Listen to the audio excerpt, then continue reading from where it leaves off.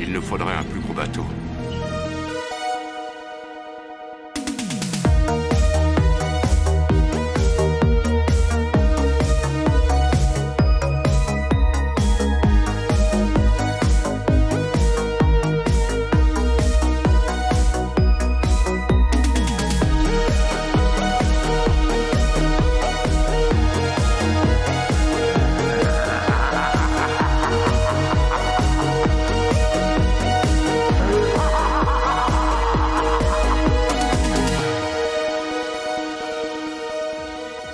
Bonjour et bienvenue dans ce nouvel épisode de Jumpscare et le premier épisode du Jumpscare Summer Camp, le spin-off estival de Jumpscare. En effet, pas de vacances pour l'équipe car chaque vendredi cet été, nous reviendrons sur un film en rapport avec les vacances, des épisodes plus détendus qui mettent à l'honneur l'été dans le cinéma d'horreur. Et pour commencer ce cycle, nous allons revenir sur le film de vacances qui tourne mal avec un film d'un certain Steven Spielberg qui s'appelle Les Dents de la Mer. Il existe dans notre monde d'aujourd'hui une créature vivante qui, malgré une évolution de millions d'années, n'a pas changé, en dehors de toute passion, de toute logique. Elle vit pour tuer. C'est une machine à dévorer. Elle attaque et elle avale tout ce qui passe à sa portée. Comme si Dieu avait créé le diable et l'avait doté de mâchoires. Un film archi-culte, un tournage infernal et surtout les débuts d'une carrière de malade pour son réal. C'est un film séminal même puisqu'il a lancé un genre à lui tout seul avec le genre des films de requins. Bonne ou mauvaise chose, on va le voir. Et justement pour en parler avec nous, nous recevons ce soir l'illustre Marvin Montes, podcaster chez Shitlist, Vidéoclub Podcast, HKcast, S'agirait de grandir et aussi auteur des livres Alien, la mécanique de la peur et Hong Kong Action. Marvin, bonjour. Oui, bonjour, premier invité, c'est un peu la pression là, c'est fou. T'inquiète. Ça fait quoi de parler d'un bon film ce soir ? Écoute, c'est rare, c'est très rare, mais ça fait plaisir. Ça fait plaisir de parler du meilleur film de Steven Spielberg ce soir. Allez, ça commence. Commence pas par contre. Reste calme. J'ai commencé. Pardon, je te le dis. C'est un cadeau que je te fais puisque de base, moi j'ai poussé pour faire un épisode sur The Meg 2. Mais l'équipe m'a fait un joli doigt d'honneur. Donc voilà, profite, c'est une offre, c'est une main que je te tends ce soir. Je prends tout pour tes services rendus dans Shitlist. Je suis aussi accompagné de Dario du podcast Plan Plan. Salut. Mylène de la chaîne YouTube Welcome to Primetime Beach. Hello. Lily, chroniqueuse sur le blog du cinéma. Salut. Et Dario et Mathieu de la chaîne YouTube Le Coin du Bis. Salut. C'est dur aujourd'hui, je suis désolé. J'hésitais à redire. Il fait chaud. Ça aurait été incroyable. Faut m'échauffer, faut que je m'échauffe. Et moi-même, Romain Plourde, chroniqueur chez Filmo TV. Donc pas de qui connaissait le film avant, puisque évidemment tout le monde connaît Les Dents de la Mer, mais plutôt on va faire un petit tour de table pour savoir quel est votre rapport à la franchise Les Dents de la Mer. Donc Marvin, à toi l'honneur, honneur à l'invité. En fait, je me moque souvent des gens qui ont un film doudou parce que ça me fait rire. Mais en fait, je pense que s'il y a un truc qui devait le plus s'en rapprocher pour moi, ça serait Jaws. Voilà, tout bêtement. Je pense que c'est le film, potentiellement le premier film dont je me souviens, tu vois, dans la découverte et tout ça. Enfin, un des films qui a le plus d'images marquantes, à mon avis. Après, déjà, parler de franchise, c'est audacieux, je trouve. Mais voilà, oui, il y a 4 épisodes, oui, je vois. Je vois 5, si on va vraiment au fond du bordel. bordel. Non, mais je m'exprimerai pas sur ce sujet. Mais ouais, j'aime beaucoup Jaws de Steven Spielberg, super film, voilà. même pas le 2. Franchement, le 2, ça peut aller.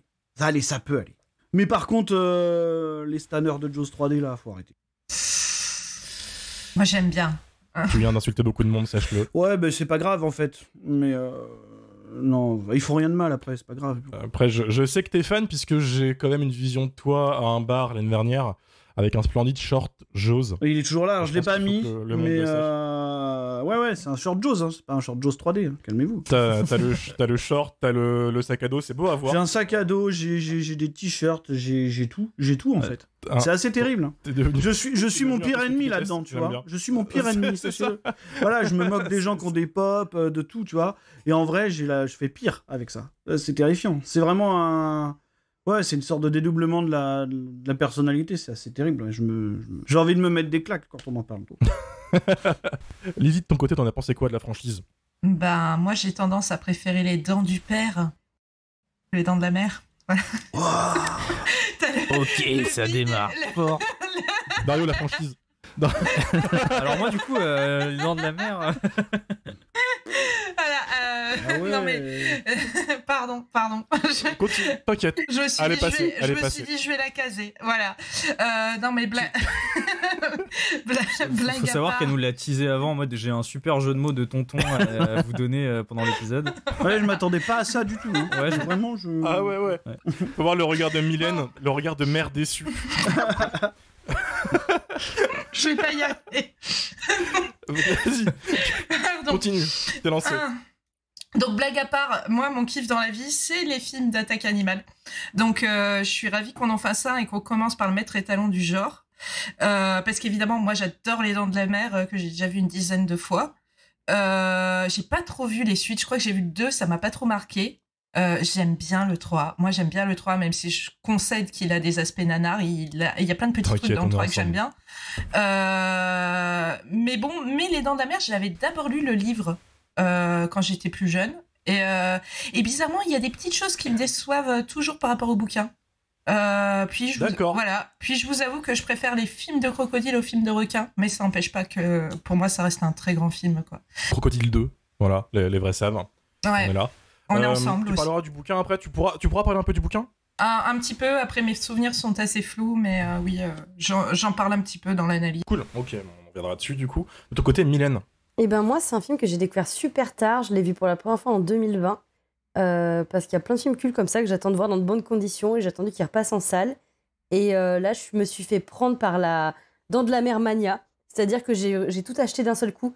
Je me suis acheté le premier en je sais pas combien d'éditions. J'ai vu toutes les suites, dont le 5e film. J'ai acheté le jeu. J'ai fait une analyse du jeu. Et effectivement, j'ai adoré. Enfin, le 1, il est T'as incroyable. acheté le short ou pas? Non, j'ai pas le short. Parce que moi, je vais pas... Je m'achète pas de trucs de goodies, genre short, t-shirt. J'en fabrique pas non plus, tu vois. Elle est pire C'est que pas moi. mon truc. Elle est pire que C'est pas moi. mon truc. Moi, j'ai pas de goodies chez moi. J'achète pas, non. Zéro. C'est pas trop mon truc. Ton appartement dit l'inverse. Pas du tout. Mais il y a pas d'image, il y a pas de preuve, quoique si mince, on voit sur les vidéos YouTube. Ok, c'est mort. Par contre, je suis totalement d'accord avec toi que revoir le film sur grand écran, c'est une dinguerie. C'est comme ça que moi je l'ai redécouvert avec Dario récemment. C'est d'ailleurs mon premier film de 2023 parce qu'il était à l'UGC. Et c'est le meilleur moyen de le voir. Bon, c'est une phrase de connard de cinéphile. Mais... Bah, en vrai, le meilleur moyen de le voir, c'est dans une piscine. Ces séances Alors, existent. T'as des projections. Sur T'as un des bateau, projections non qui existent, oui. On a Des failli bateaux avoir sur des ça à bateaux, Lyon. gonflables. Mais ça ne s'est pas Ouais. fait. Mais normalement, on devait avoir ça à ouais. la piscine du Rhône à Lyon. Mais, et du coup, la restauration 4K qui existe et qui circule dans les salles, elle est très très bien. Elle Il y a est des folle. DVD pourris qui circulaient en fait partout pendant longtemps. 27 septembre, la nouvelle édition, je crois. Ah ouais, voilà. Il y a Oui, je suis déjà au encore une taquet, édition oui. qui arrive. Me jugez pas. Il y en aura une dans 2 ans pour les 50 ans. Ça va être un pur plaisir encore, des éditions à 70 balles. Mais on est là. Et puis on repérera quoi. Dario, du coup, t'en as pensé quoi toi? Moi, du coup, j'ai découvert le film un peu comme Yann, un peu sur le tard, pas en 2020, quand même un peu avant. Je l'avais vu quand je commençais à regarder un peu tous les films de Steven Spielberg que je devais rattraper. Et ça m'avait pas marqué de ouf. Je me souviens que j'avais trouvé ça un peu chiant à l'époque. Et quand je l'ai revu sur grand écran avec Romain cette année-là, et ben j'ai pris une grosse tarte dans ma gueule, en vrai. Je me suis dit, mais pourquoi ça m'a fait chier la première fois que j'ai vu? Parce que c'est vraiment très très très très bien, évidemment. Et Quand tu grandis, t'évolues, c'est... et je l'ai revu du coup hier soir et c'était toujours hyper bien. Hein. Donc moi je l'ai vu que 3 fois, mais c'est un plaisir à chaque fois quoi. Et t'as pas vu la suite? Ou les Oui non par contre oui moi c'est pas du tout une franchise dans ma tête, j'ai jamais vu les suites parce que ça a un peu justement cette ça a l'air d'être nul et Internet a l'air de dire que c'est un peu nul donc j'ai jamais C'est franchi le incroyable. pas encore. Internet, et d'ailleurs les critiques à l'époque aussi. Tu en peux fait, pousser au ouais. deuxième, allez, vaguement. Ouais. Vaguement. Ouais. Donc j'ai pas On fera encore un franchi le prochain pas. pas. Mais, Test, en fait, parce qu'ils ont tous un truc à présenter, enfin dont le 4 avec son... Je crois que le 4 c'est le fils du requin du 1. C'est le fils C'est du ça. requin qui poursuit la femme de Brody, ouais. Franchement, le 4, Voilà. pépite. Après, quand on te l'explique, c'est vachement bien, mais en vrai, c'est nul. Hein. Enfin, voilà. Mais quand on te l'explique, c'est cool. Ouais. Moi j'ai vu que le 1, 2, 3 et 5, il manque le 4. Tu vois, j'ai peur de celui-là. J'ai vraiment peur. Oh, Il y a lance-toi, Romain, c'est incroyable. Non, mais vas-y, Romain, je veux dire, toi en plus, je te connais, t'es capable d'aimer. Enfin, Ouais. c'est sûr. Allez. tu voulais qu'on parle de The Meg 2 donc bon. Ah ouais, c'est Ouais, vrai, c'est- c'est vrai. Oh punaise. Pas mal, The Meg. Pas mal, The Meg. Hein. Pas Ouais, mal, ouais. The Meg. The Meg c'est marrant, et The Meg 2 je pense sera encore plus marrant, j'assume, et on verra dans quelques mois quand on fera un épisode dessus. Si vous me cassez les couilles, Waouh. on va le faire, je l'impose. Waouh. Ça, c'est vraiment méchant, tu vois. Pardon? Ça, c'est vraiment méchant de dire Pardon. qu'on va faire un épisode dessus. Je vous paye des stickers jumpscare, hein, déjà. Personne les a pour l'instant. Donc, Ils existent en tout cas. Mathieu, toi, tu penses quoi de Dents de la Mer? Alors moi j'adore, mais par contre il y a en tout cas j'ai mis très très très longtemps en fait à voir le film, parce que de tous les films que je voulais voir quand j'étais gamin et que je commençais vraiment à m'intéresser au cinéma d'horreur, au cinéma fantastique ou quoi, Les Dents de la Mer c'était vraiment le film par excellence que mes parents et surtout ma mère m'interdisaient formellement de regarder. C'est-à-dire qu'en fait, à chaque fois qu'il passait à la télévision, et généralement c'était sur FR3, moi j'étais trop content en me disant ça y est, c'est maintenant, c'est ce soir, c'est enfin je le vois quoi. Et à chaque fois, ma mère me disait non, c'est trop violent. Alors que je suis persuadé que ma mère ne l'avait jamais vu, mais c'est juste la réputation du film qui faisait que. Et moi j'étais là à dire non mais on s'en fout, enfin, le film passe à 20h30, c'est que c'est visionnable par tout le monde. Je me rappelle plus s'il y avait ou pas le carré blanc en bas à droite, mais dans tous les cas, enfin, j'avais vu d'autres films avec le carré blanc. Donc dans ma tête, c'était ok quoi. Et je t'imagine petit dire ça à ta mère, mais tu sais avec ta voix de maintenant, genre non mais c'est cool, avec le carré blanc, C'est maman, ok, j'ai vu d'autres films avec le carré blanc. avec ta grosse voix là. Tu lui as expliqué Ebola syndrome, tu sais. Mais le truc, c'est que je me rappelle vraiment que le film est passé. Enfin, on se le tapait chaque été, hein, de toute façon, sur la troisième chaîne. Que le film est passé vraiment 3 ou 4 fois et que à chaque fois, j'ai tenté le coup et à chaque fois, ça a été un non. Et je pense que j'ai rattrapé le film tardivement quand j'ai eu un magnétoscope et que j'enregistrais mes trucs moi-même, ou alors peut-être plus tard en DVD, je sais plus. Mais du coup, voilà, entre ce que moi je m'étais fait dans ma tête et ce que j'ai pu voir après sur un petit écran, parce que je l'ai découvert donc sur une télé, c'était pas tout à fait la même chose, ce qui fait que le premier visionnage, je dis pas qu'il a été décevant, mais j'en attendais beaucoup plus en termes de violence et en termes de gore. Et après, au fil des revisionnages, je me suis rendu compte que non, le film est effectivement un chef-d'œuvre, mais c'était peut-être pas le chef-d'œuvre que moi je m'étais fait dans ma tête. Il n'y a pas forcément énormément de plans choquants ou quoi, même si le film a traumatisé toute une génération pour d'autres raisons, je pense. Mais vraiment, c'est un film que j'adore, mais que j'ai mis encore une fois très très très très longtemps à voir et que j'avais fantasmé pendant très longtemps dans ma tête. Et t'as vu les suites? Alors, je me rappelle avoir vu le 2. Je me rappelle avoir trouvé ça pas très bon. Et m'être dit, en fait ça suffit, le 3, le 4 je m'en fous, on va s'arrêter là. Je préfère rester sur un bon avis en fait du premier film plutôt que de ternir le truc en m'affligeant des suites qui sont pas ouf. Mais plus les années passent et plus j'ai envie de voir un petit peu quand même ce qu'il en est, notamment le 3 qui je crois qu'il y a une histoire de parc d'attractions, enfin un truc supra débile. Oui. Et je sais aussi qu'il y a beaucoup de fans. Ouais, mais je sais qu'il y a beaucoup de fans qui sont, enfin voilà, des dingues en fait des Dents de la Mer 3. Il y a des fans de Spookies. Oui.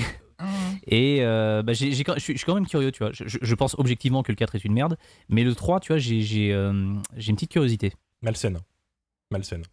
Ouais, totalement. Mais je comprends. Mais t'as vu bien pire en fait maintenant. Donc, Oui. Mais bien sûr. Bon bah let's go quoi. Moi, ce que je trouve intéressant dans le 3, c'est qu'il y a un côté proto-Jurassic Park, quoi. Et du coup, ça t'intéresse, Ça ça nous permet en fait de switcher au débat, parce qu'en fait, bon, tout le monde sait que Les Dents de la Mer, c'est un putain de film. On peut expliquer pourquoi, hein, pour plein de raisons. Et je laisserai Marvin d'ailleurs embrayer là-dessus après, parce que c'est un de ses films préférés, évidemment. Mais c'est marrant aussi de remettre le film en fait en contexte dans la filmographie de son réalisateur. Et en effet, je trouve que il y a plein de trucs en rapport entre Jaws 3 et Jurassic Park. Et t'as dit un truc très intéressant tout à l'heure, Lily, en off, c'est que Spielberg s'est vengé de Jaws 3 avec Jurassic Park en pillant un peu le truc. Ouais. Et c'est une excellente analogie, je trouve. Qu'est-ce que vous pensez de Jaws dans la filmographie de Spielberg? C'est le débat que je voulais lancer en premier, parce que j'ai remarqué qu'il y a vraiment plusieurs camps là-dessus. Marvin, Ah, c'est vas-y. dur. Ah, t'es méchant. Non, alors comment te dire, c'est compliqué de trancher ce débat-là déjà parce qu'il y a plusieurs filmographies de Spielberg, je pense. Tu vois, c'est-à-dire, est-ce que tu vas parler de son versant divertissement ou de son espèce de versant néoclassique? Enfin, c'est dur, quoi. C'est vachement dur. Après, si je dois être totalement dépouillé de n'importe quel avis, je suis tiraillé entre potentiellement c'est son meilleur film de divertissement, ce que je pourrais à la rigueur assumer parce que je le trouve pas loin d'être parfait, et en même temps je me dis c'est quand même dommage, c'est son 3e film, c'est peut-être un peu tôt pour dire ça, tu vois. Il n'y a pas tant de bons films dans cette filmo, vous savez, finalement. Donc pas tant qu'on le dit. Mais du coup, je sais pas en fait. La question, elle est difficile. Mais à titre personnel, je pense que oui, je pense que c'est le meilleur film de son versant divertissement. En tout cas, je vois pas ce qui pourrait tenir la dragée à ça. Honnêtement, j'ai beau chercher, je vois pas. J'aurais tendance à penser non, mais film est sorti en 93, comme je l'ai dit tout à l'heure, si vous voulez parler de divertissement bas de gamme, ne m'invitez pas.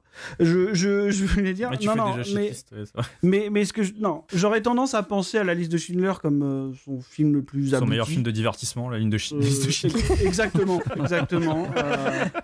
J'ai des blagues qui me viennent en tête, mais je vais pas les faire. Mais j'aurais tendance à penser à ça comme étant son projet le plus abouti. Voilà, mais en termes de divertissement, je vois pas ce qui pourrait passer devant Jaws. J'ai beau chercher, vraiment. Et il y a d'autres films que j'aime, hein, évidemment. Mais non, je le trouve quasiment parfait, en fait. Quasiment parfait, c'est beau, c'est un très beau mot pour décrire le film.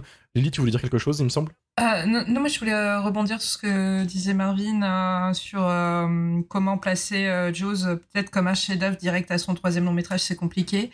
En fait, moi je trouve que Les Dents de la Mer, il commence à poser des thématiques très Spielbergiennes.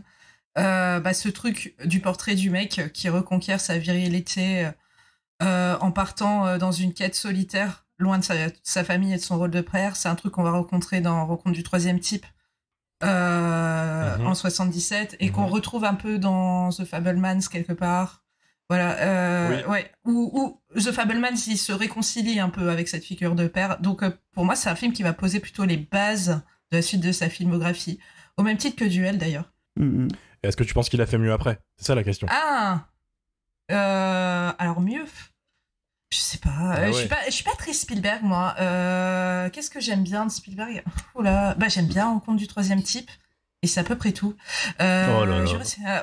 Ouais, c'est pas trop mon truc. Même pas Jurassic Park, même pas Schindler, même pas Fabelmans. J'aime bien Jurassic Park, mais en fait, moi, je l'ai vu tard. J'avais déjà 25 ans quand je l'ai vu, donc ça n'a pas eu le même impact sur moi que les gens qui l'ont vu plus jeune. Donc, c'est vrai. Ouais. C'est vrai que Jurassic Park, sa communauté, c'est vraiment les gens qui l'ont vu à l'époque. Ouais. Dario, il me semble que toi, t'es un fervent défenseur de Jurassic Park. Oui. Oui. Tu vois, il n'y a pas d'argument. Juste oui. Oui. C'est compliqué parce que je peux pas non plus enlever à Jaws que c'est un chef-d'œuvre, que c'est un film vraiment hyper bien construit. Il a vraiment des qualités incroyables. Mon cœur penche évidemment bien plus pour Jurassic Park. Désolé Marvin. Non, mais c'est pas grave.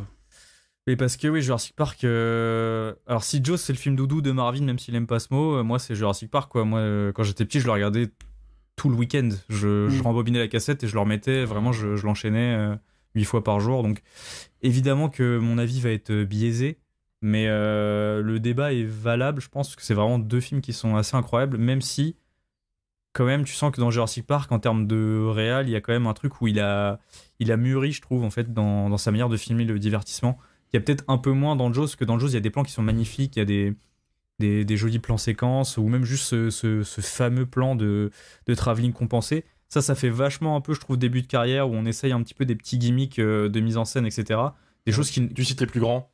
Ouais, c'est ça. Et truc qu'il fait pas une fois dans Jurassic Park, parce qu'il est déjà à plus de 20 ans, à 20 ans de carrière, et qu'il a plus besoin de citer d'autres personnes, et qu'il a retrouvé plus son style, je trouve. Donc, pour moi, je préfère Jurassic Park, mais c'est évidemment très très subjectif. Oui, on compare deux trucs monumentaux. Hein, c'est compliqué en plus de les comparer, je pense vraiment qu'en termes de contexte, tu vois, déjà c'est chaud. Contexte de production, c'est... Ouais, évidemment. C'est pas le même acabit de prod, quoi. Mathieu, de ton côté ? Alors moi, j'adore. Est-ce que je pourrais le considérer comme le meilleur film de Spielberg ? Très honnêtement, je sais pas. Est-ce que je le classerais dans les 6 ou 7 meilleurs ? Je pense que oui. Clairement. Après, faut pas oublier non plus que c'est un film qu'il a fait quand il avait moins de 30 ans, avec des galères pas possibles en fait sur le tournage. Et tu vois, je l'ai encore revu récemment. Il y a énormément de choses en fait que tu vois pas forcément au premier visionnage, mais qui te sautent aux yeux après. Et la réflexion que je me fais à chaque fois, c'est putain, le mec avait moins de 30 ans, quoi. Et que ça soit le casting, que ça soit le montage, que ça soit tout est à un niveau complètement dingue, quoi. Généralement, en fait, quand on parle des Dents de la Mer, on parle surtout de de mise en scène, de montage, de rythme, tout ça, mais j'ai remarqué pas mal de trucs au niveau du son. J'ai toujours d'ailleurs un pote qui est ingé son, et il y a quelques années en arrière, on avait analysé tous les deux une scène dans Les Dents de la Mer qui, de mémoire, je crois que ça remontait 15 ans en arrière, c'était celle qui précède en fait le meurtre du gamin quand Brody en fait il est sur la plage juste avant le travelling compensé là, pour essayer de comprendre comment est-ce que Spielberg construisait ce truc là d'un point de vue du montage, mais aussi d'un point de vue du son. Et il avait découpé en fait tout ce qu'on pouvait entendre. Donc il y avait de la radio, il y avait des bruits, il y avait de la radio, il y avait des bruits environnants, et il y avait des trucs aussi. Alors je crois qu'il y avait un bébé en train de pleurer. Enfin bref, il y avait des machins qui étaient à peine perceptibles, mais qui te mettaient, toi en tant que spectateur, dans un état de tension, parce que déjà tu attends un requin qui ne vient pas, mais en plus à l'audio il y a des machins qui sont à peine perceptibles, mais qui te mettent en plus dans un état de stress supplémentaire quoi. Il y a 2-3 petits trucs aussi qui sont cool, du genre le son de la cloche de la balise là au loin là, dans la mer là, qui se met à sonner quand la fille de début se fait bouffer. Je trouve, voilà, je l'ai remarqué la dernière fois, je trouvais ça plutôt sympa. La première fois que l'interdiction de Benyan en fait est prononcée verbalement, c'est pendant la fanfare, et du coup ça aboutit en fait à un dialogue de sourds, donc ça préfigure en fait tout ce qui va découler par la suite, enfin cette espèce de dialogue de sourds entre les autorités et puis le maire qui veut rien lâcher et qui va être responsable de pas mal de morts. Voilà, je trouve qu'en termes d'audio, il y a pas mal de choses qui sont vraiment intéressantes, et ce qui m'a frappé aussi, c'est à quel point certaines scènes sont juste assourdissantes. Vraiment quand on monte un petit peu le volume et qu'on regarde pas le truc avec un volume un peu bof, vraiment quand on doit le voir au cinéma ou le voir en fait avec une très très bonne installation, j'ai été surpris ce coup-ci de voir à quel point d'entendre à quel point le film était par moments vraiment, vraiment assourdissant quoi. Enfin bref, voilà, c'est vraiment un film que j'apprécie énormément. Est-ce que c'est mon Spielberg préféré? Non. Pour ma part, je pense que ça irait plutôt du côté de Rencontre du troisième type, qui fera peu de temps après, mais très clairement il est parmi les meilleurs quoi. C'est beau, tu n'as parlé que 22 minutes cette fois-ci. Vous avez vu t'as vu les efforts que je fais en plus? Lui derrière il parle 30 minutes. Ah ouais, on le contrôle pas quand il c'est la sagesse. C'est qu'il aime, mais t'as parlé du son et t'as volé tout ce que je voulais dire. J'ai le seum parce que c'était mon axe. Mais t'as parlé de la musique. Qui est évidemment là. Faut en parler de la musique, malheureusement tout le monde la connaît. Elle est culte, 2 notes, tout est dit. Voilà, John Williams, masterclass, mais elle joue énormément dans la tension qui est créée au final à droite à gauche. Elle n'est pas souvent présente au final, c'était ma surprise quand je l'ai revu le film au cinéma. Non, c'est-à-dire que la tension se fait plus sur les longs silences et l'attente que quelque chose saute quelque part aux oreilles ou aux yeux. Mylène, vas-y, du coup, toi, ton rapport à Spielberg, et est-ce que ton Spielberg préféré, c'est Jaws? Alors, je suis pas une grande spécialiste de ce réal. Je pense que mon préféré, c'est Hook. Ne me tapez pas, s'il vous plaît. Moi, j'adore. Okay. Incroyable émission. Je reviendrai. On m'avait pas prévenu. C'est terrible. Je suis d'accord, c'est un super film. Je transpire là. Désolée, j'adore ce film. Non, mais par contre, Jaws... totalement raison. C'est un non, film, moi je te pardonne pas. Mais Lily, quand même. Non mais oui, Jaws, c'est un film incroyable, et surtout ce que je trouve fou, c'est que quand j'ai découvert en 2020, je savais que c'était un film culte, je m'étais préparée à possiblement voir quelque chose d'assez incroyable, mais je me suis quand même pris une claque. La tension, elle m'a pas lâché tout du long du film, j'ai vu des plans que je suis restée happée par les plans, et ça je trouve que c'est quand même beau de découvrir un film culte en 2020 et de se dire qu'en fait ça n'a pas bougé. Alors bien sûr il y a des trucs qui ont un peu vieilli. Le requin, il a un peu pris cher quand tu le vois de près, effectivement. Ouais. Bon, bah voilà. Heureusement, il est fatigué, en effet. Ouais. Non, moi j'y crois toujours comme au premier jour. Ah. Moi, je trouve que ça va. Tu as gardé ton âme d'enfant, Marvin. Alors là, vous êtes des vieux cons. Tu es dans le déni. Mais quand il arrive face à toi, tu te dis tu t'es pris un petit coup de pelle, mais on t'aime quand même. Je tremble. Non. Non, mais c'est très très chouette, et vraiment. J'ai été assez hallucinée de la vitesse à laquelle je me suis prise au jeu de revoir tous les films. Et vraiment, il y a un truc par contre qui est le petit bémol du film, parce que le film est incroyable, les personnages sont cool, j'adore Hooper. Voilà, je suis amoureuse de Hooper, il faut le dire. Désolée Dario, je t'ai devancé, mais voilà, j'adore Hooper. Pas grave. Mais le petit bémol des Dents de la Mer, en fait, je l'ai vu la veille d'aller voir Les Rencontres du troisième type, Je déteste Rencontre du troisième type. Désolé Mathieu. Et du coup, ce qui m'a... Je te pardonne pas non plus. Ça fait 2 fois, alors. Je suis désolée. Non, mais non, il partir. Madame. Continue, moi j'adore. 2 ans de shitlist pour me taper ça à la fin, quoi. Je suis désolée. Non, mais j'adore le jeu des Dents de la Mer. J'adore le jeu. C'est vrai, j'adore le jeu aussi. On est deux. Le jeu est très bien fait. Il est très bien calqué par rapport au scénar. C'est très très cool. Tu peux jouer le requin contre du coup les personnages. Et je trouve que vraiment, ils ont bien calculé tout le scénario du jeu par rapport au film. Mais du coup, le petit bémol des Dents de la Mer, qui est le même que le bémol de Rencontre du troisième type, c'est les écritures des personnages féminins, qui moi m'ont fait péter un câble. Les Dents de la Mer, ça va à peu près, bon, même si elle est juste là pour changer des couches, quoi. Et elle est toujours en fond, bien sûr, en train de dire à son mari, tu veux un massage, ça va, tu es un peu stressé, mon chou. Mais Rencontre du troisième type, effectivement, là je suis sortie un peu tendue de la séance. Ça m'a tendu. Juste par rapport à ce que Mathieu disait tout à l'heure, il y a un truc intéressant dans les problèmes qu'il a pu avoir de fabrication, en fait, et dans les brides, parce qu'il y a une idée reçue autour du film qui voudrait que ce soit l'instigateur du blockbuster ou je ne sais quoi, voilà, ce qui est un peu une légende urbaine finalement, parce que, enfin, je sais pas comment. Je sais pas comment on définirait le blockbuster, mais tu vois, de la manière dont on l'aborderait aujourd'hui, c'est-à-dire un film populaire avec des gros moyens. Ce qui n'est pas du tout le cas, en fait, de Jaws, qui est un truc avec des tonnes de galères. Je ne vais pas ressortir les anecdotes que tout le monde connaît, mais on sait que cette fameuse expression du less is more, ça vient de là, parce que effectivement le requin marchait pas, et donc il fallait trouver des trucs à faire. Et c'est vraiment ce que je trouve brillant, en fait, dans cette manière-là d'aller au-delà de des limites qui sont un peu intrinsèques à ce qui t'arrive, tu vois. Ce qu'il a pas, par exemple, sur Jurassic Park, où là, il est en roue libre complète, il y a Stan Winston qui bosse à côté, enfin, je veux dire, il y a 0 limite sur Jurassic Park, tu vois. Alors que sur Jaws, effectivement, du coup, tu vas te retrouver à citer, alors oui, majoritairement Hitchcock, parce que c'était potentiellement son réalisateur préféré à cette époque-là, et que du coup, ça s'adapte super bien à la structure du film, qui est vraiment atypique pour le coup, parce que c'est vraiment un film de build-up.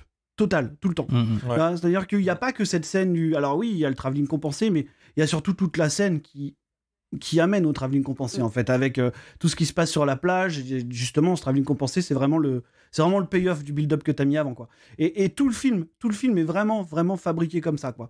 C'est-à-dire que, il y a l'exemple déjà parfait de comment tu maîtrises cette espèce d'expression qu'on a tendance à qualifier de less is more, quoi. C'est-à-dire tu montres rien pour créer une espèce de tension permanente. Et c'est rigolo, parce que j'ai retrouvé, par exemple, beaucoup de cette structure, tu vois, un peu en 2 parties, comme ça, avec un build-up constant. Je la retrouve encore dans certains films récents. Tu vois, par exemple, Nope emprunte la structure de Jaws, je pense. Enfin, il y a pas mal de trucs comme Nope, ça.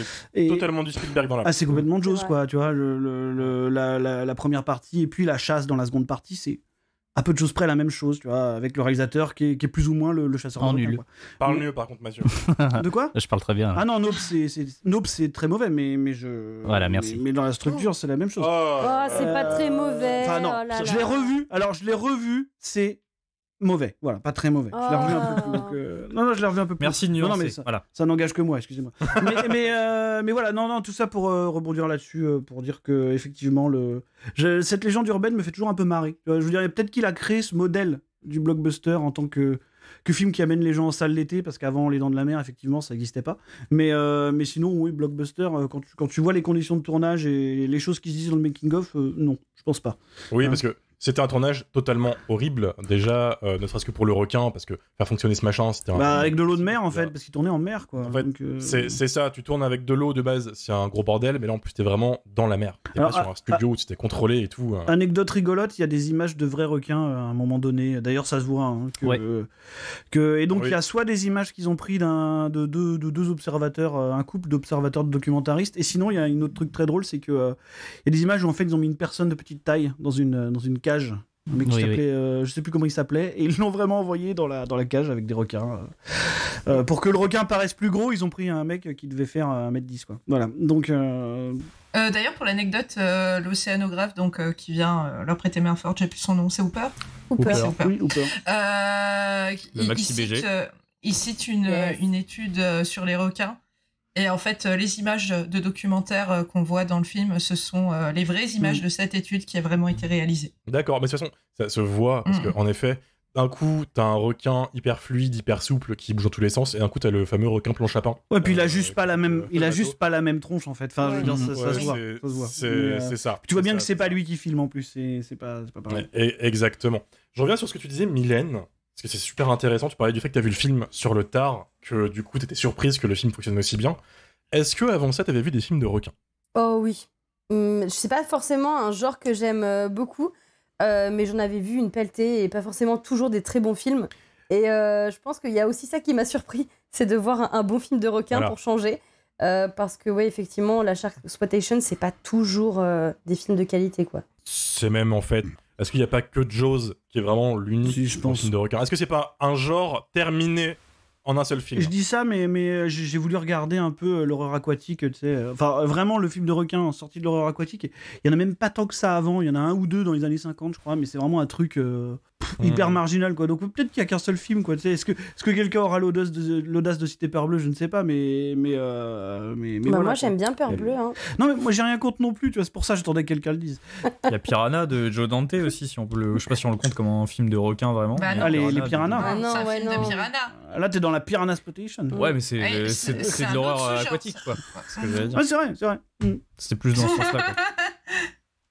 Ah bah oui, Piranha, t'as Léviathan, t'as 20 000 lieues sous les mers, t'as la créature du lac Noir, enfin il y en a, ouais, c'est un truc... Mais globalement, il y avait quand même pas mal de trucs de terreur aquatique avec les films qui étaient produits par Roger Corman, et du coup je pense que Les Dents de la Mer, ça a mis peut-être un petit coup d'arrêt à ce genre de film qui avait un budget pas ouf, puisque après Les Dents de la Mer, Roger Corman a dû forcément riposter, quoi, et c'est juste après Les Dents de la Mer qu'on a eu Piranha, qui est grosso modo en fait la même chose que les Dents de la Mer, mais avec des piranhas.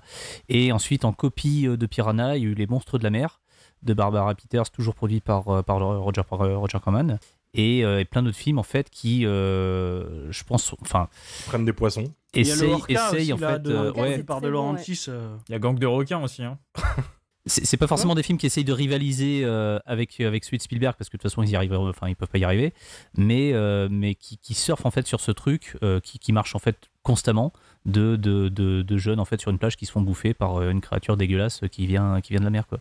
Ah bah oui, tout le monde a tenté, c'est-à-dire même Stephen King dans la littérature a tenté avec des nouvelles qui s'appelle The Raft, le radeau, un truc du genre, qui est adapté dans Creepshow 2.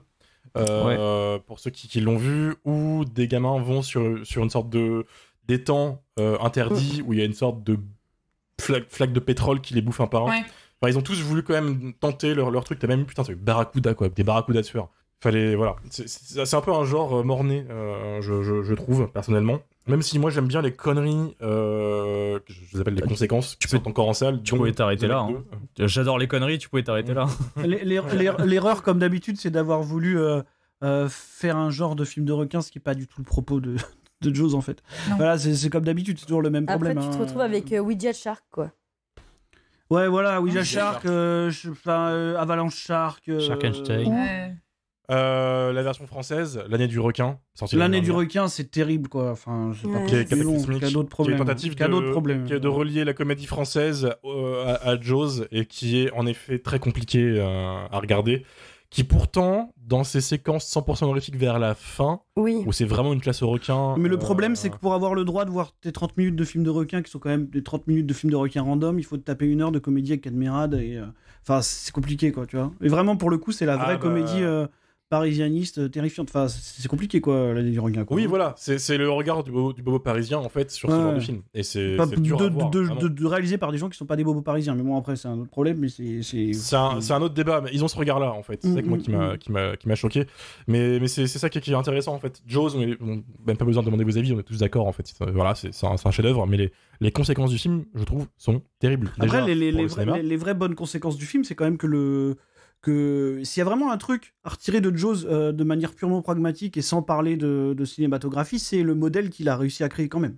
Hein, dans le sens où Jaws, c'est probablement le premier film qui a cette campagne de promo-là. En termes de pub à la radio, de bande-annonce ou de pub dans les magazines, dans les revues. C'est-à-dire que c'est vraiment le moment, après le Nouvel Hollywood, où on se dit... En fait, la critique nous saoule et on va essayer d'avoir l'approbation du public plus que de la critique, quoi. Vraiment. Et Jaws, c'est ça, quoi. C'est-à-dire qu'ils ont bombardé pour que le public le porte, pour que le public aille en salle en été, ce qui est encore une fois, se faisait pas beaucoup, et qui vraiment comptait sur une bonne réception publique plutôt que critique. Coup de bol, ils ont eu les deux. Bon, voilà, ça va. Mais en théorie, c'est un film qui devait fonctionner uniquement sur sa popularité, quoi. Et ça, pour le coup, c'est un modèle qui a été pérenne, puisque ça a entraîné beaucoup de projets derrière qui ont compris qu'en axant beaucoup de choses sur la communication, tu pouvais avoir des films rentables facilement sans le backup de la critique. Ah bah c'est marketing. Après, la conséquence, c'est que du coup, après, oui. C'est une conséquence sur les autres films, mais aussi sur les requins. Et c'est ça, en fait, qui est compliqué. Ça a vraiment diabolisé, peut-être Démoniser, c'est cool. Démoniser, allons-y. j'aime bien, moi. Démoniser le requin, qui est pas non plus un animal qui s'amuse à vous bouffer dès qu'il vous voit ou qui chasse comme ça. Personnellement, j'en ai jamais croisé, j'ai pas de preuves. Hein. Mais d'ailleurs... Oui, Lily. D'ailleurs, Peter Benchley, donc l'auteur du roman Les Dents de la Mer, a été très touché en fait de l'impact qu'a eu le film et le livre donc sur l'image du requin dans la culture populaire. Et jusqu'à la fin de sa vie, il menait des conférences, ce genre de choses pour défendre les requins. Expliquer le mal qu'a pu faire les Dents de la Mer à cette c'est terrible. à cette espèce. Fun fact, il y a plus de morsures de New-Yorkais sur des humains que des morsures de requins. Ça m'étonne pas. En même temps, ça m'étonne pas. C'est New-Yorkais, c'est que des kraken. C'est une vraie stat. Hein. Putain, il y a un sourcing de fou là quand même. C'est ça. Fallait la sortir. Qui se dit, les gars, on va calculer le nombre de morsures de New-Yorkais. Je sais plus où j'ai lu ça, mais je l'ai Sur lu une et population. ça a jamais quitté ma tête. Je me dis, il y a plus de Ah bah, New-Yorkais tu qui m'étonnes. mordent des Ouais. gens que des requins, tu vois. Tu m'étonnes. c'est vrai. Surtout qu'à côté, on a diabolisé le requin et on a rendu dans le dauphin gentil aux yeux des gens. Alors que non. Méchant, Non, dans la non. vraie vie, c'est le dauphin qui est une vraie mère humaine. Ouais, même si on peut se même parler. l'orque avec Sauvé Willy, hein, je crois que c'est des saletés les orques dans la vie. Ouais, mais les orques ils coulent des yachts de riches actuellement. Ouais. C'est des petits bâtards, mais ils sont de gauche, donc on les apprécie parce qu'ils font beaucoup de boulot Puis tu actuellement. sais, ils ont une tête gentille un peu. Alors que le dauphin est un harceleur sexuel de droite. Après, tu vois, il y a eu Zombieverse, on n'a pas diabolisé les castors, quoi. Tu vois, c'est idiot, quoi. Enfin, je veux dire. Parce que personne n'avait Zombiverse. Tout le Oui, monde connaît j'allais le Zombiverse, personne ne l'a vu. citer, donc on est trois à l'avoir vu. Bah voilà, tu vois. Ah bah voilà, il est là. Moi j'ai vu Komodo. Excellent Komodo. Komodo, le anaconda du film de Komodo. Ah ouais, la main. Commando, c'est chaud. une hein. folie. Mais qui a lancé une suite, il y a une suite après, il y a eu des Komodo. Mais pour le coup, Komodo c'est Aussi plus chaud. une copie de Jurassic Park que des Dents de la Mer, mais Ça n'a plus aucun sens. ouais. Oui, c'est vrai. Je suis perdu. De toute façon, je classe même pas Jaws finalement dans. En fait, avec du recul, je sais même pas si. Alors oui, d'évidence oui, mais est-ce que vraiment c'est un film d'horreur animalière en fait quand je vois la structure de ce qui suit après, non. Non, en fait. il est tellement au-dessus de ça. Non, et puis oui, c'est absolument pas le propos quoi. Hein. Non, c'est un À côté, prétexte. ils ont mis un modèle d'exploitation, en fait. Oui, bien sûr. Non, mais Ce après, genre de on truc. connaît, hein, on sait bien que l'exploitation, voilà, c'est compliqué, mais. Lily, je reviens sur ce que tu disais tout à l'heure pour recentrer le débat Ouais. sur le livre. Est-ce que tu te souviens des différences qu'il y a entre le livre et le produit Oui, alors moi je trouve en tout cas que la dimension sociale du récit est un peu plus marquée dans le livre que dans le film. Et par exemple, dans le bouquin, t'as tout un truc sur la corruption du pouvoir avec le mec qui bosse avec la mafia. Et Brody dans le livre aussi, c'est un enfant du pays, alors que là, il vient de New York dans le film. Et pourtant, et c'est dommage parce que c'est un truc important dans le livre parce que les vacanciers, ils prennent un peu les gens du coin pour des pecnos. Donc c'est un peu marrant qu'un bouquin les bouffe. Encore une fois, le requin il sert de prétexte en fait. Et du coup, et moi quelque part, je peux pas m'empêcher de penser qu'on perd un peu toute cette dimension au profit d'un concours de beats entre trois alcooliques quoi. Ça a du sens hein, bien sûr. C'est tout un truc sur reconquérir sa masculinité. En s'opposant à une force brute de la nature. Mais même si, quelque part, le film te montre à quel point ils sont nuls et stupides, parce qu'ils y vont quand même avec un tout petit bateau, et le bateau finit en lambeaux à la fin du périple, donc ils sont pas très malins non plus. Comme l'a dit Mylène, le personnage, il sert quand même qu'à être mère de famille. Enfin, voilà, donc moi, il y a un fond qui me plaît plus dans le livre que dans le film, finalement. Voilà, parce que je trouve que le film est finalement beaucoup plus masculin que le livre ne l'était. Mais ça, c'est un vrai écueil de la première partie de la carrière de Spielberg, dans le sens où il est tellement focus sur... depuis Columbo, en fait. Hein. Il est tellement focus sur l'espèce de stature du père absent, tu sais, encore une fois, qui se barre en laissant sa femme et ses gamins. Bon, on rencontre troisième type, t'en as parlé tout à l'heure. Et en fait, il est tellement focus là-dessus que véritablement, c'est vraiment le centre de toute sa narration pendant des années, quoi. Quitte à laisser de côté toutes les considérations des gens que justement il considère, tu vois, qui seraient les gens qui restent derrière, quoi. Il faudra attendre, ouais, je pense, Indiana Jones et la dernière croisade pour que la figure du père soit présentée de manière un peu moins négative, quoi. Une tentative de réconciliation, quoi. Mais c'est peut-être là que c'est aussi un film de jeunesse, comme tu le disais, malgré son immense qualité. C'est que voilà, il reste assez superficiel sur plein de choses. Il passe un peu à côté du propos du bouquin, quoi, ce qui est un peu dommage, quoi. Après, c'est aussi son droit de prendre que ce qu'il veut du bouquin. Et puis après on sait qu'il s'en fout du livre en plus, quoi. Enfin, je veux dire, il l'a souvent dit. Je sais plus qui le lisait, il avait vu un truc et voilà, il en parle 5 minutes en disant oui, non, mais voilà, quoi. Il dit m'en fous, pas lu. Ouais, c'est ça. Dommage. Vu et sans tape. Vu et sans tape. Est-ce que vous avez des choses à rajouter sur le film ou je peux passer à l'avis des auditeurs? Alors moi j'ai une petite question, je sais pas si quelqu'un a la réponse, mais qu'est-ce que c'est que cette histoire d'étoiles filantes? Parce que j'ai même chose, en fait, en revoyant le film en vraie bonne qualité ce coup-ci, j'ai spoté qu'à un moment il y avait une espèce d'étoile filante toute bizarre qui passait derrière Brody, et dans le plan, ouais, 2 fois, et dans le plan large qui vient juste après, on revoit encore une étoile filante. Donc c'est pas un avion. Bien sûr, c'est pas un moustique. Non, c'est en vrai, si tu vois le truc sur une VHS ou sur un DVD, je pense que tu peux te poser la question. Là, je l'ai vu en Blu-ray, en très bonne qualité, et on voit que le truc, c'est une espèce d'effet spécial un peu bizarre. Pour les personnes en fait qui le voient pas, c'est juste après que les 3 personnages soient dans le bateau en train de chanter des chansons, tout ça, et de se comparer leurs cicatrices. À un moment donné, il y a le requin qui reprend un petit peu ses attaques, et tous les 3 doivent sortir en urgence en fait à l'extérieur du bateau. Et je crois qu'il y a Brody qui est en train de charger un pistolet ou quelque chose comme ça. Et en fait, derrière Brody, on voit une espèce d'étoile filante avec une traînée rouge qui passe. Et juste après ça, il y a un plan large du bateau avec la même étoile filante. Et en vrai, en HD, l'effet spécial se voit un petit peu. Et du coup, en fait, je voulais savoir s'il y avait une explication à ça, parce que très clairement, il a fallu que je voie le film en HD pour me rendre compte qu'il y avait ce truc-là. C'est impossible que ça soit un hasard. J'ai cherché un petit peu sur Internet, tout le monde penche pour l'effet spécial, en fait. Mais du coup, la signification, voilà, j'aimerais bien la connaître. C'est l'appel aux auditeurs. On ne connaît pas. Peut-être, voilà. J'ai pas vu cette étoile filante. Maintenant que tu le dis, ça me... Ouais. Oui, grosso modo, c'est vers 1h32 ou 1h35. Enfin voilà, c'est... Non, mais en plus, je vois le plan dont tu parles, en fait, avec le bateau, là, mais ouais. Après, dans les petits fun facts, il y en a un qui est très connu, mais c'est le bruitage qu'utilise Spielberg au moment où le requin meurt. Quand le requin, en fait, a explosé et qu'on voit son cadavre en train de couler, on entend un bruit très très très bizarre d'un animal, je pense, en train de souffrir.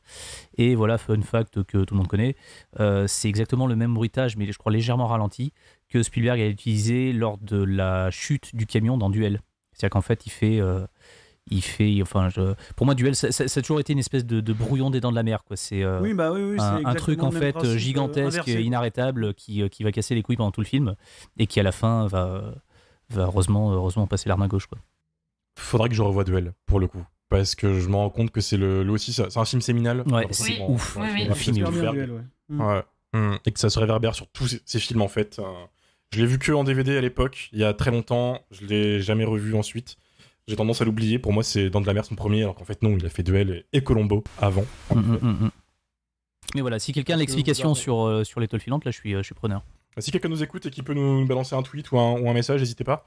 On aime bien aussi lire ce que vous pensez ou ce que, du coup, ou nous corriger des fois aussi. D'ailleurs, c'est l'instant pour dire que oui, on a oublié de parler de la musique de Cannibal Holocaust dans l'épisode Cannibal Holocaust. On s'en excuse, voilà, on s'est vengé des messages, des mails, des tweets, sur Instagram aussi, on a capté, on a compris. Voilà, ah ouais, les vrais problèmes, quoi. Ouais, les vrais soucis sont là.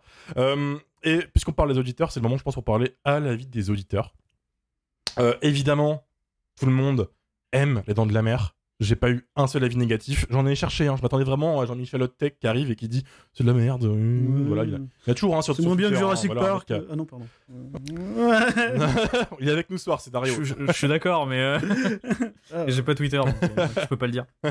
Mais on a eu Ludovic Chatillon qui a débarqué et qui nous a dit un film qui a fait beaucoup trop de mal aux requins et dont on ne retiendra que l'original, le premier, le seul. Ce qui est un peu une bonne synthèse de ce qu'on a dit ce soir, je trouve. Moi j'aime bien le 3. Apparemment, le 3 est un peu bien. Moi, ça m'a un peu donné envie de voir le 3 du coup. Franchement, vous allez être déçus, ça va être terrible. On le fera, on le fera parce que faire cet épisode c'était nécessaire malgré le fait que tout le monde a vu le film et tout le monde l'aime, parce que ça nous permet de parler du 2 ensuite et du 3 et du 4 et même du 5 si vous êtes passage. Et The Meg 2. Et The Meg 2. Mais c'est pas shitlist, c'est jumpscare. Hein. on parle pas de films nuls normalement. Hein. Enfin, pas que. En fait, d'abord j'importe Marvin, après je vais importer Luc. et après. Le grand remplacement. Il est là.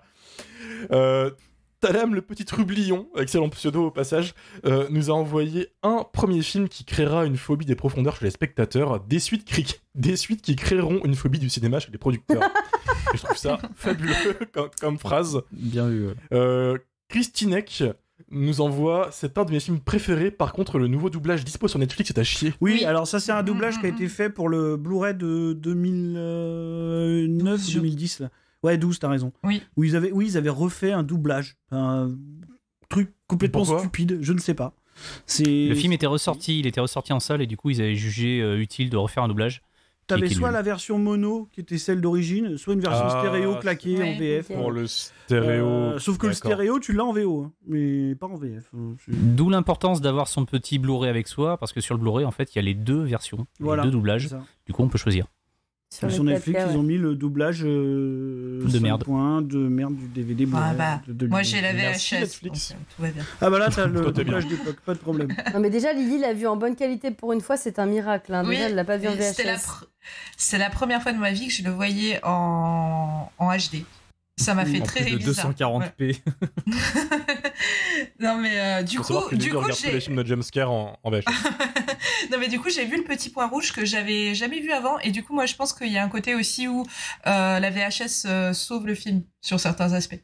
Sur le requin, certains effets spéciaux où à l'époque on s'est dit bon ça se verra peut-être sur les premières diffusions au cinéma et puis après une fois que les pellicules seront un peu passées puis en VHS ça se verra moins. Voilà, je pense qu'il y a une logique un peu comme ça. C'est les défauts des restaurations, on en parlait sur Spookies, c'est que tu vois littéralement tout et que ça peut te niquer en fait les plans qui sont magnifiques dans Spookies, les plans sont pas magnifiques par contre. Ouais. Et après, il y a des vrais cas de films qui deviennent infernaux. Enfin, je conseille à personne de voir le 4K du King Kong de Peter Jackson.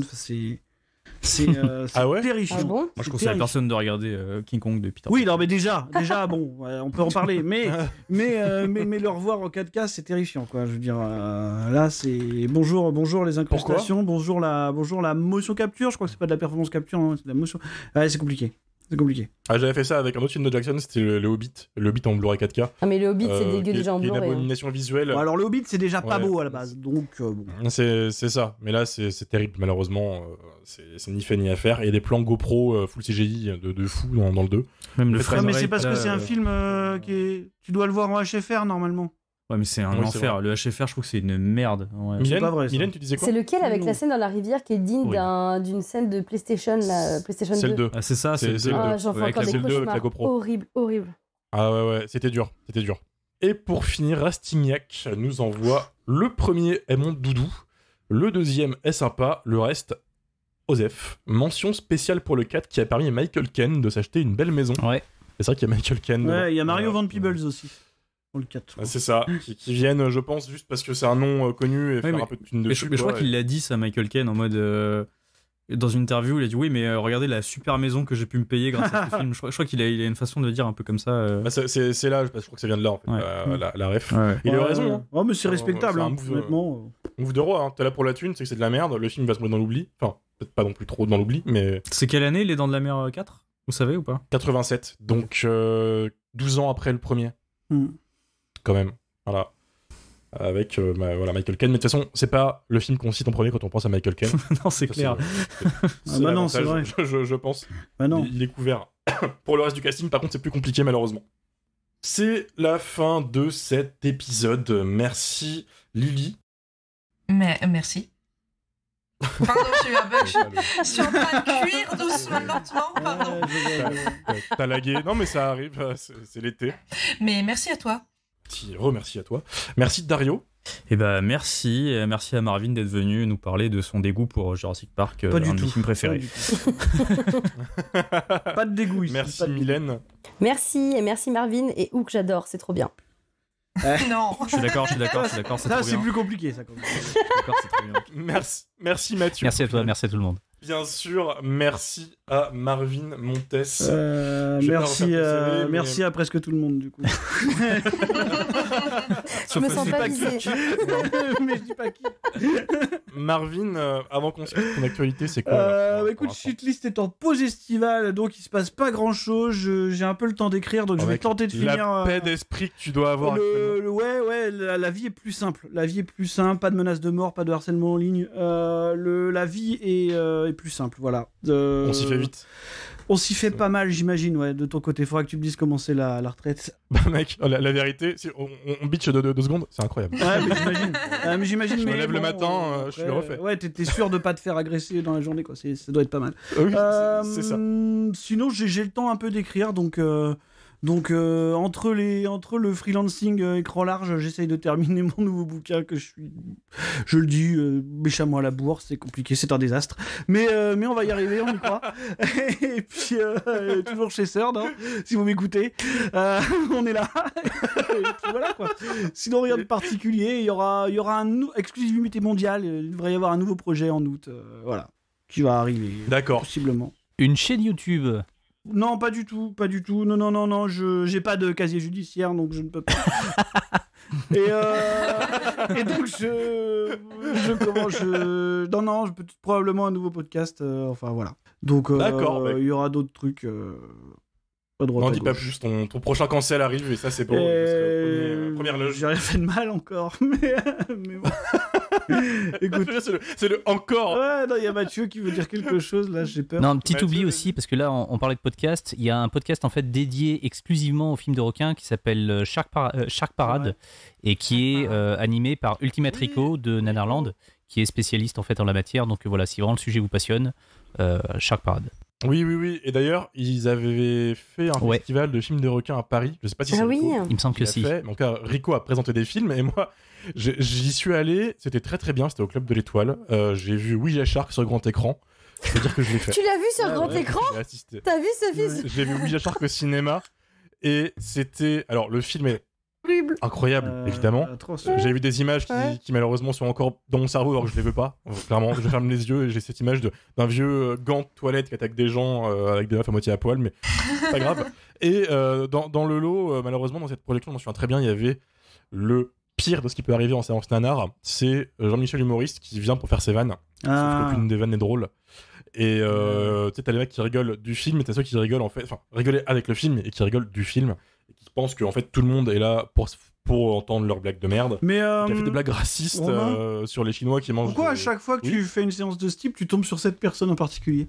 C'est pas la première fois que j'entends cette histoire. Pour Est-ce ça, que tu ne je- serais mais pas parce cette que, personne? Alors, je sais pas qui est C'est- cette personne, mais en tout cas, son profil en particulier Non. est toujours à côté de Non, Romain, non, quelque part. mec, ça y est, c'est mon arc Tyler Ah ouais, Durden. non, mais je- Genre en fait. Fight Club en nul. Mais. non. Oui.